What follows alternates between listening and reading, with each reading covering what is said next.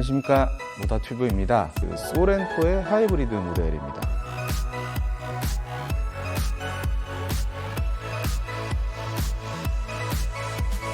달라진 게 없어요, 외관에서.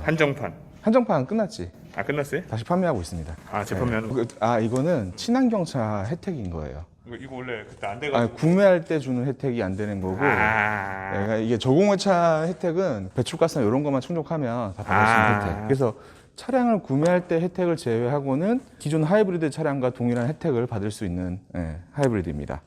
제가 앞서 잠깐 얘기했지만 예약 판매 때 잠깐 판매하다 말았어요. 그 이유가 차량을 구매할 때 세제 혜택을 받지 못하는 것 때문에 그랬던 건데, 세제 혜택을 받지 못하더라도 뭐 이 차를 구매하기를 원하는 분들이 워낙 많기 때문에 다시 기아차가 그 판매 재개를 결정했고, 그래서 출시하게 된 모델입니다. 소나타 옛날 뭐 K5 옛날 하면은 가솔린이랑 하이브리드 디자인이 많이 달랐잖아요.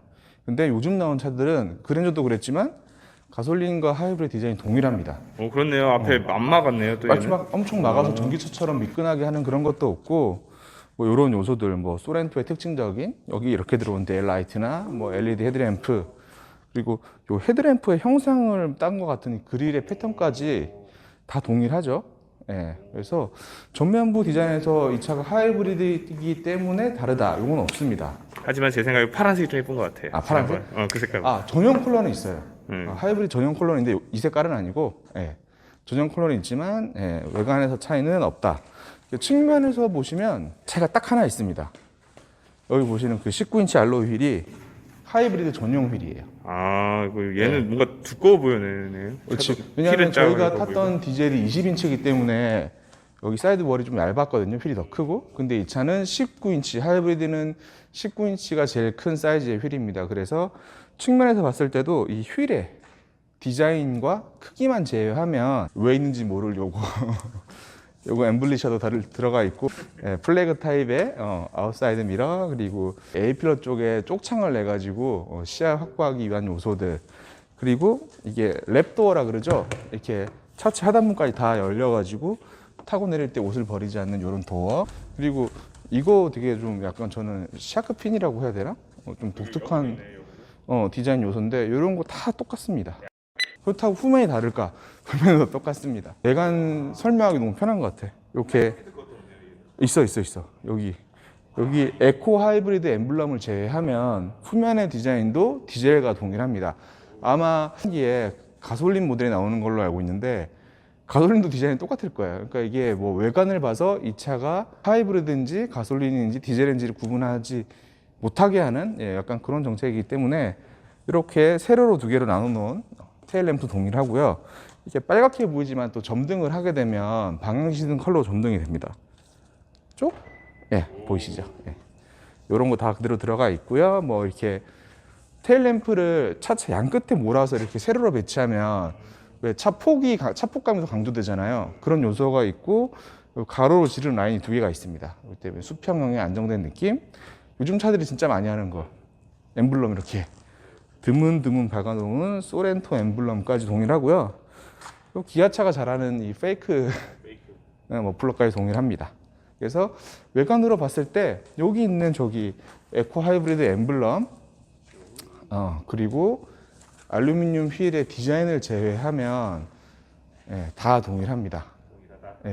사실은 예전 같은 경우는 뭐 공력 특성을 개선하기 위해서 하이브리드 모델만의 범퍼나 휠이나 뭐 이런 것들을 바꾸긴 했지만, 요즘에는 워낙 또 공기역학적 디자인이 잘 나오기 때문에 서인지는 모르겠지만 어쨌든 동일한 디자인이 나오고요. 저희가 온 김에 트렁크도 한번 열어볼게요. 오, 제동. 이거 지금 저희가 타는 모델은 5인승 모델이에요. 소렌토는 5인승, 6인승, 7인승 세 가지가 있죠. 그래서 저희가 디젤을 탔을 때는 뒷좌석 2열 시트가 독립 시트로 구성됐던 6인승을 탔었고, 지금 시승하는 하이브리드는 5인승입니다. 그렇기 때문에 이 공간이 전부 다 트렁크예요. 기아차 그리고 현대차도 그런데 여기 보시면 스마트 키에 리퀘스트 버튼이 없어요. 그냥 터치 타입으로 변경되어 있습니다. 그래서 도어를 잠글 때도 여기 가까이 갖다 대면 터치만 하시면 도어가 잠기고, 열 때는 이렇게 손을 그립을 잡으면 이렇게 열려요. 더 편해졌죠? 그래서 지금 랩 타입의 도어를 열고 실내를 보면은 실내도 똑같습니다. 앰비언트 라이트도 들어가 있고. 맞아요. 실내가 달라질 게 사실은 없죠. 그래서 우리가 익숙했던 그 실내가 더 동일한데 저희가 디젤을 시승했을 때 그 차는 그 새들 브라운 컬러였어요. 약간 좀 요즘 트렌드인 그 브라운 컬러? 약간 이거는 네이비 그레이 컬러이기 때문에 시트는 그레이고 대시보드나 스티어링 휠 이런 부분도 네이비 컬러가 들어가 있어요. 저는 이 컬러 되게 괜찮은 것 같더라고요. 고급스러워요, 뭔가. 그렇죠. 시트도 되게 화려해 보이고. 뒷좌석입니다. 뒷좌석도 다를 게 없죠. 공간 자체는 동일합니다. 네, 저희가 예전에 탔던 6인승 같은 경우는 2열 시트가 캡틴 시트, 독립 시트였어요. 근데 5인승 모델은 벤치 시트로 구성됩니다. 그래서 6대4로 시트 폴딩이 가능하고요. 원하는 만큼 이렇게 리클라이닝이 가능해요. 각도를 내가 원하는 만큼 조절해서 리클라이닝도 되고, 당연히 슬라이딩도 이렇게. 네.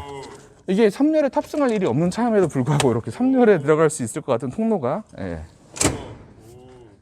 그래서 아마 5인승 사시는 분들이 시트를 앞으로 당기는 일은 거의 없을 것 같아요.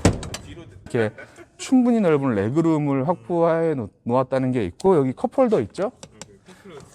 네, 컵홀더 있고, 여기 센터 암레스트에도 컵홀더가 있습니다. 1인 2커피. 네, 그리고 여기 USB 포트가 있고요. 시트 양 옆에도 USB 포트가 있습니다. 그래서 이런 시트가 들어가 있다는 게 약간 특징적인 부분이 되겠고요. 마이크가 없으니까 크게 얘기할 거예요. 최견의 음성들. 그래서 당연한 말이겠지만 SUV이기 때문에 헤드룸 공간 넓고요. 좋아요. 네, 지금 뭐 이런 실내 공간. 네. 이것도 좋고, 이것도 좋고. 자, 시동 한번. 좋은데요, 이거? 오. 야, 이거 확실히 새 차들이 좋네요. 그때 제가 한번 사고 나가지고 K5 한번 탄 적 있었는데 확실히 좋은 것 같아요. 기아 자동차가 이거 진짜 좋은 것 같아요. 이렇게 실내 앰비언트 라이트까지. 자, 그래서 앞좌석 타봤으니까 이제 뒷좌석도 타봐야겠죠? 뒷좌석은 대거리네, 대거리야 이거. 그러니까 이게 레그룸이, 오. 예. 야, 근데 이게 진짜 좋은데 왼쪽에 이게 등이 걸려요. 왜? 얘가 자꾸 가운데 거가, 그러니까 이게 안전벨트를 이제 다 매잖아요. 예. 그러니까 얘가 옛날에는 이게 위에서 내려왔지, 위에서. 것 같은데 얘를 좀 뒤로 놔두시면 괜찮을 것 같은데. 그치. 뒤로 놔두거나 아예 체결해 놓으면 될 것 같아. 네, 체결하시면 쓰면은 이제 상관없을 것 같은데 얘가 등을 엄청 찌르는. 근데 나머지 거 여기 보면은 되게 센스 있게 여기 클립이 있죠? 클립도 딱 해놔서 안 쓸 때는 이렇게 똑 해놓으면 예쁘게 할 수도 있고요. 이런 거 좋은 것 같아요. 자, 레그룸도 엄청 넓고 헤드룸도 엄청 넓고. 지금 이거 썬루프가 있어도 있는데 헤드룸이 썬루프 넓지. 열면은 이게 개방감이 엄청날 것 같아요. 근데 사실은 7인승이나 6인승 모델은 3열이 있기 때문에 2열을 이렇게 막 넓게 쓸 수가 없어요. 사람을 타는 상황을 고려를 하면. 높아요. 뭐가? 시트가. 그래서 여기 운전석보다 한참 위에 있어요. 배터리가 들어가죠. 하이브리드라서. 그런 게 있고, 이런 차, 특히나 SUV 같은 차들은 극장식으로 구성을 해, 시트를. 왜냐면 앞좌석이랑 높이가 똑같으면 답답하거든요. 앞이 안 보여서. 이거 네. 없어요, 가운데. 그렇죠. 가운데 여기 그 약간 있긴 한데. 터널도 거의 없죠. 네. 저게 5인승을 구매하시면 이렇게 넉넉한 레그룸을 야, 이건 5명 타겠다. 이건 5명 탈 수 있어요. 5명 탈 수 있어. 중간은 좀 불편하지. 중간이 너무 딱딱하긴 한. 그래서 저희가 7인승, 6인승 리뷰 때도 말씀드렸지만 뭐 신형 소렌토 같은 경우는 좋아. 3열이 있어도 3열보다는 2열 자체 공간의 편의성이나 공간의 여유에 더 집중하지 않았나 하는 생각이 있습니다. 좋아요. 네. 이렇게 우리 외관에서 내부까지 다 봤고요. 지금 불 들어온 것도 한번 라이트는 이렇게 점등이 된다는 거 한번 보여드리고요. 계속해서 저희 이제 주행성에 대해서 말씀드려 보겠습니다. 네, 자 저희 세게 쳐야 돼. 진짜? 소렌토 주행성에 대해서 말씀드리겠습니다. 제가 이거를 재원을 다 외우려고 그랬는데 외우기 힘드니까 재원은 러닝하고 다 그러는 맞습니다. 이게 스마트 스트림이라고 하죠. 현대기아차의 가솔린 터보 엔진을 탑재했어요. 그래서 그거 가솔린 터보 엔진과 전기 모터, 배터리가 조합된 하이브리드 모델입니다. 1600cc 가솔린 터보 엔진이 탑재돼서 그 엔진은 180마력과 27토크를 발휘하고요. 전기 모터의 출력은 44.2kW. 맞네. 그래서 이게 합산 출력이라고 하죠. 시스템상 합산 출력을 말씀드리면 230마력과 35.7의 최대 토크를 발휘합니다. 좋네요. 그 정도면 보편적인 2000cc 가솔린 터보 엔진과 동일하기 때문에 아마 그래서 소렌토 하이브리드도 그 정도에 준하는 성능을 발휘한다고 보시면 될 것 같아요. 지금 배터리가 절반 이상 충전되어 있기 때문에 전기로 가는데 이걸 하나 말씀드려야 될 것 같아요. 그래서 아파트 단지, 뭐 어린이 보호구역, 뭐 학교처럼 전기 모터로 가는 게 더 필요한 공간들 있잖아요. 조용해야 되고 배출가스가 없어야 되는 구간. 그런 구간에서는 그린존이라는 메시지가 떠요. 그래서 배터리가 허용하는 한도 내에서 최대한 전기 모터로만 주행을 하게 하는 그런 그린존 모드도 탑재가 되어 있습니다. 지금 전기 모터로 이 언덕을 올라가고 있어요. 에어컨을 가동한 상태에서 44.2kW의 전기 모터 그 토크가 가물가물한데 약 20몇 토크 정도를 발휘하더라고요. 높네요. 그렇죠. 그렇기 때문에 충분히 어느 정도 주차장을 빠져나가는 정도의 그런 구간에서는 전기 모터로만 지금 계속 전기 모터로 가고 있죠. 그 볼트는 실내에 탔을 때도 그 소리가 나거든요. 전기 그 잉한 소리가 좀 나요. 근데 얘는 진짜 거의 안 나네요. 그렇죠. 밖에서는 되게 크게 들리거든요. 그거는 진짜 안 들리네. 약간 하이브리드 징글 같은 건데 이게 EV 모드에서는 차 소리가 안 나니까 사람들이 그거를 인지를 할 수가 없기 때문에 EV 모드로 차가 간다는 걸 알려주는 그런 사운드라고 보시면 돼요. 현대인의 보통 이제 하이브리드는 CVT를 많이 쓰잖아요. 다른 브랜드에서는. 현대기아는 보편적인 토크 컨버터 방식의 변속기를 쓰는데 마찬가지로 소렌토도 6단 자동 변속기가 들어가 있어요. 6단. 그래서 주행 질감 자체는 보편적인 내연기관과 동일한데 전기 모터의 어시스트가 들어오기 때문에 조금 달라요. 당연히 하이브리드니까 지금처럼 브레이크를 밟으면 엔진은 꺼지고 충전이 됩니다. 지난번에 디젤 탔을 때보다 훨씬 좋은 것 같아요. 그렇죠. 디젤은 디젤 나름의 매력이 있긴 하지만 사실 하이브리드가 나와버린 시점에서 디젤의 매력이 그렇게 크게 다가오는 것 같지는 않더라고요. 그리고 확실히 이게 그때도 저희가 했는데 이게 확실히 그 디젤의 그 달달달은 있거든요. 맞아요. 아무리 새 차여도. 근데 와 이거는 진짜 그것도 그러니까 좋네요 진짜. 여기서 가속 페달을 밟으면 전기 모터가 이제 힘을 보태죠. 이렇게 주행을 한다. 어메이징. 그래서 1600cc 터보 엔진만 보면 이게 180마력이잖아요. 그걸로 지금 SUV를 끌 수 있게 해서 물론 끌 수 있습니다. 왜냐면 북미에 팔던 소렌토 이전 세대 모델 있잖아요. 그거는 2400cc 가솔린 엔진이 기본이었어요. 그러니까 출력 자체는 크게 차이가 나지 않는단 말이죠. 그런데 거기에 44.2kW의 전기 모터가 더해져 있다. 그렇기 때문에 시스템상 최고 출력 230마력. 그래서 엄청 과하지도 부족하지도 않은 출력으로 차를 이끌어 나간다라고 보시면 될 것 같습니다. 이야, 좋네요. 그래서 이렇게 좀 출력을 발휘해야 될 때는 당연히 엔진이 기입을 하면서 이렇게 어떤 엔진의 사운드도 저희가 들을 수가 있는데 이게 뭐 크다거나 부담스럽지 않아요. 그러니까 전기 모터가 계속 어시스트를 해주고 이렇게 엑셀을 오프를 하게 되면 또 충전을 하고 있어요. 이렇게 그렇기 때문에 짱신기. 그래서 전기차만큼은 아니겠지만 정말 효율적인 파워트레인이 하이브리드다 라고. 진짜 좋은 것 같아요. 네. 조용하죠. 지금 또 EV 모드니까. 그래서 가속 페달 한번 밟아볼게요. 오, 엔진 있네. 그쵸. 이러니까 또 엔진이 있네. 잘 나가다가도 저희 엑셀 오프를 하잖아요. 그럼 바로 엔진이 꺼졌어요. 엔진이 꺼지면 그게 체감이 돼요. 조용해지는 게 체감이 되고, 그리고 지금은 저희가 속도를 자연스럽게 줄이고 있기 때문에 이게 그 충전을 계속 하고 있죠. 일반적인 내연기관은 이런 게 안 되잖아요. 주행을 하면서 충전을 한다는 거. 손실되는 에너지 없이 다 사용한다는 게 일반적인 내연기관은 불가능한데, 최기아는 전기차를 타니까 회생제동을 잘 알잖아. 그렇죠. 저는 오늘도 회생제동하고 왔죠. 네. 회생제동이 신이죠. 네. 하지만 이렇게 하이브리드나 플러그인 하이브리드의 경우에는 회생제동으로 이렇게 에너지 손실을 최소화한다. 좋다 이거. 네, 그게 특징적인 요소라고 보시면 될 것 같습니다. 그래서 이게 왜 사전 계약 때 인기가 있었는지 딱 타보면 느낌이 오죠. 그렇죠. 이게 우선은 SUV잖아요. SUV의 하이브리드. 이게 아주 넓고 조용하고 연비 좋고. 그러니까 너무 좋네요. 네. 주행 모드는 세 가지가 있습니다. 기본적으로 에코가 있고요. 운전 패턴에 따라서 자동으로 주행 모드를 바꿔주는 스마트가 있고 스포츠가 있어요. 이제 스포츠가 있어. 오. 네, 스포츠 모드 약간 트랜스포머 같죠? 오, 진짜 멋있다 저거. 네. 스포츠 모드로 하면 당연히 이렇게 스티어링이 조금 더 무거워지고 가속 페달이 조금 더 예민해져요. RPM도 높게 쓰고. 오, 엔진. 그리고 스포츠 모드에서는 전기 모터의 어시스트를 받아야 되기 때문에 충전을 엄청 많이 해요. 지금도 계속 충전하고 있죠. 엑셀을 밟아보면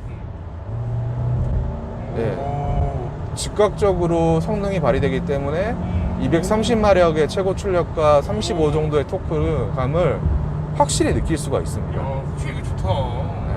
CVT가 아니라 6단 들어갔잖아요. 그래서 패들 시프트로 기어를 또 이렇게 조절할 수가 있어요. 네. 모드에서는 전기 모터와 엔진의 힘을 다 써야 되기 때문에 수시로 충전해야지 이제 모터의 힘을 다 쓸 수가 있잖아요. 배터리 빨리 닳으면 안 되니까. 에코로 돌려봤습니다. 그러면 전기 모터를 많이 쓰죠. 네. 근데 이제 타봤는데 그런 게 있더라고. 약간 뭐 언덕을 올라가거나 속도를 좀 내고 있는 상황에서 부하가 있는 상황에서 전기 모터랑 엔진이 왔다 갔다 할 경우 있잖아요. 그럴 때는 약간의 충격이 와요. 네. 그러니까 이게 뭐 완전히 매끄럽게 뭐 엔진이 언제 켜졌는지 부하가 없는 이런 조건에서는 크게 잘 모르는데 부하가 들어가 있는 상태에서는 약간 운전자는 체감을 할 수가 있어요. 뭐 그런 게 좀 아쉽더라고. 약간 조금 더 다듬었으면 좋지 않았을까라는 생각이 있고요. 230마력에 약 35 정도의 토크가 아쉽진 않은데 일상적으로 타기엔 괜찮아요. 이게 이제 뭐 국내가 아니라 해외 시장까지 고려를 한다면 저는 1600cc 터보보다는 2000cc 터보처럼 조금 더 출력에 여유가 있는 모델을 하는 게 더 좋지 않았을까 하는 그런 생각이 있습니다. 하지만 뭐 승차감 괜찮고 핸들링이나 나머지 이런 요소들은 그 디젤 엔진이 아니라 가솔린이 들어갔기 때문에 좀 더 뭐 앞이 가벼운 거 뭐 그런 차이가 있습니다. 하지만 큰 틀에서의 차 전반적인 느낌은 소렌토랑 다를 바 없어요. 약간 승차감이나 어떠한 거주성, 뭐 편안한 느낌 등에 집중한 차량이라 보니까 뭐 핸들링이 막 그렇게 막 대단하다거나 뭐 날렵하다거나 뭐 주행성이 스포티한 느낌이 없어요. 되게 안정적이고 편안하게 달린다. 주행 안전 장비 다 들어가 있습니다. 이거는 저희가 그 디젤 엔진 편에서 다 말씀을 드렸기 때문에 별도로 언급하진 않겠지만, 이 차를 가지고도 김천을 갔다 왔습니다. 네, 그 19인치 사양의 하이브리드가 고속도로 연비가 13점 몇이었어요. 네, 정부 연비가. 소나타가 한 25 나왔다 말씀드렸잖아요. 네. 결론부터 말씀드리면 그 정도는 아니에요. 왜냐면 소나타는 뭐 하이브리드에 최적화된 어떤 구성들을 가지고 있는 거고 18.9인가 19인가 나왔어요. 그래도 뭐 상당히 잘 나왔죠. 이 정도 차면 이 차가 그래서 고속도로는 디젤과 비슷한 수준이고 도심은 당연히 디젤보다 훨씬 좋죠. 그런데 조용하고 출력에서 좀 어떤 아쉬움이 없잖아요. 에헤, 이게 좋네. 그쵸. 개인적으로 두루 만족스럽습니다. 상당히 조용하고 쾌적하고 옵션 괜찮고. 저는 산다면 6인승으로 사서 3열은 접어놓고 약간 4인승차로 쓸 것 같아요. 확실히 7인승은 무리고요. 약 5명, 4명에서 5명 정도 타기에 충분한 실내 공간, 트렁크 공간, 다채로운 편의 장비. 특히나 뭐 디젤 SUV는 소음과 진동 때문에 약간 승차감으로 인해서 좀 불편함을 호소하시는 분들이 많잖아요. 그쵸. 그런 분들이 접근하기에 되게 좋은 차량이 아닐까라는 생각이 듭니다. 하지만 좋은 만큼 비싸죠. 비싸요? 네. 가격이 좀 비싸서 좀 그게 좀 아쉬운데 저희가 탄 거는 2륜구동 버전이고요. 하이브리드 4륜구동을 선택할 수가 있습니다. 그럼 더 잘 나가겠네. 저희가 이렇게 소렌토 하이브리드까지 이제 시승을 해봤고요. 그리고 저희가 다음에 또 힙한 아빠차 카니발을 시승할 예정이기 때문에 XYZ 이제 그 시승기로 또 인사를 드리겠습니다. 안녕.